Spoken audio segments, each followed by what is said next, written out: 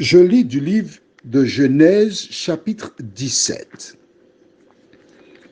au verset 1, ce qui suit. La Bible déclare: lorsqu'Abraham fut âgé de 99 ans, l'Éternel apparut à Abraham et lui dit: je suis le Dieu Tout-Puissant. Marche devant ma face et sois intègre. Prions. Seigneur, merci pour les progrès que tu nous permets de faire. Tandis que nous lirons ce verset, donne-nous de le comprendre, le mettre en pratique, afin que nous avancions dans la connaissance de la vérité. Cette grâce, nous te la réclamons au nom de Jésus et pour ta gloire éternelle. Amen. Rappelle-toi, nous avons vu hier soir qu'Abraham avait 75 ans quand l'Éternel lui demanda de laisser sa patrie pour partir vers le territoire qu'il lui réservait.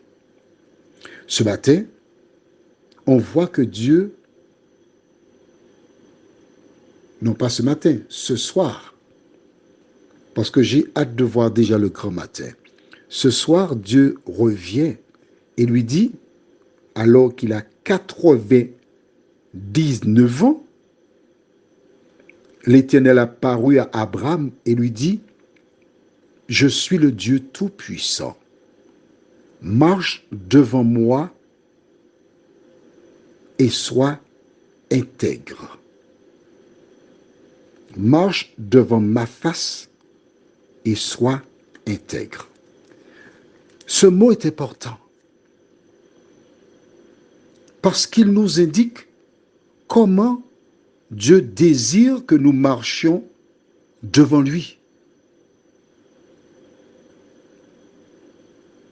Dieu ne veut pas que nous marchions n'importe comment. Alors, nous irons dans Job chapitre 1er. Et on va voir une similitude entre Abraham et Job. Job chapitre 1er. Tu as trouvé? Job, c'est juste avant Somme. Et nous lirons au verset 8. L'Éternel dit à Satan: as-tu remarqué mon serviteur Job? Il n'y a personne comme lui sur la terre. C'est un homme comment?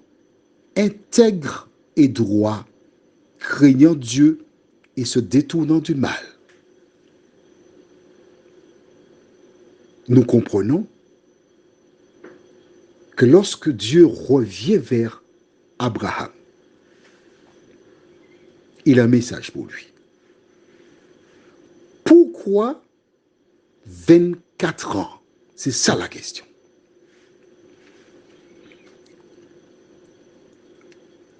À l'âge de 75 ans, Abraham avait les pratiques ancestrales de ses ancêtres, de ses parents.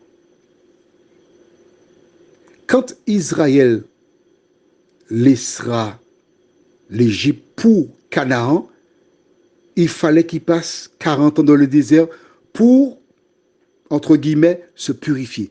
Laisser toutes les pratiques ancestrales. Il fallait une préparation. Pendant les 24 années, Abraham a eu d'autres pratiques. Et là, Dieu vient vers lui à l'âge de 99 ans pour lui dire: comment tu dois marcher devant moi? Tu dois être intègre. Exactement comme Job avait été intègre. Que retiens-tu? Lorsque tu acceptes Dieu dans ta vie, il y a une manière de vivre. Lorsque l'Éternel règne dans ton cœur, Tu ne peux pas marcher comme les autres parce que tu es différent. Tu n'es pas différent pour être différent. Tu es différent parce que le Saint-Esprit entre en toi et il commence une œuvre importante. Et comme je le dis souvent à l'une de mes filles qui se trouve sur Lyon, au livre de 1 Pierre chapitre 5, et je vais lire le verset 10. Le Dieu de toute grâce, qui vous a appelé en Jésus-Christ à sa gloire éternelle, après que vous aurez souffert un peu de temps, vous perfectionnera lui-même, vous affermira, vous fortifiera, vous rendra inébranlable. Le projet de Dieu, c'est que tu deviennes un jour inébranlable. Il veut te fortifier, t'affermir. Si seulement tu acceptes de marcher en sa présence avec intégrité. Dieu peut-il changer? Pas du tout.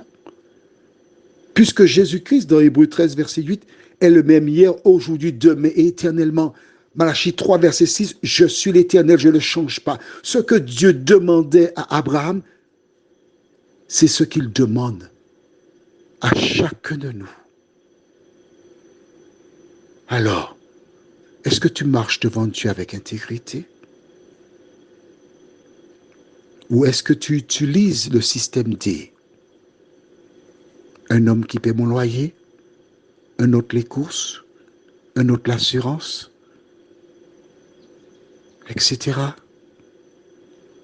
Je ne te jette pas la pierre, non. Je t'invite simplement à réfléchir à cette parole où Dieu te dit de marcher devant lui avec intégrité. Prions. Seigneur, les difficultés de la vie font que plusieurs ne marchent pas devant toi avec intégrité. Mais ce que nous aimons,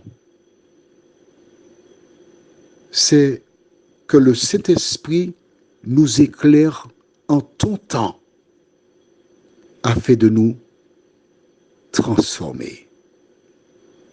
Merci Seigneur pour la transformation. Merci pour ta bonté. Merci pour ta parole qui nous montre le chemin à suivre.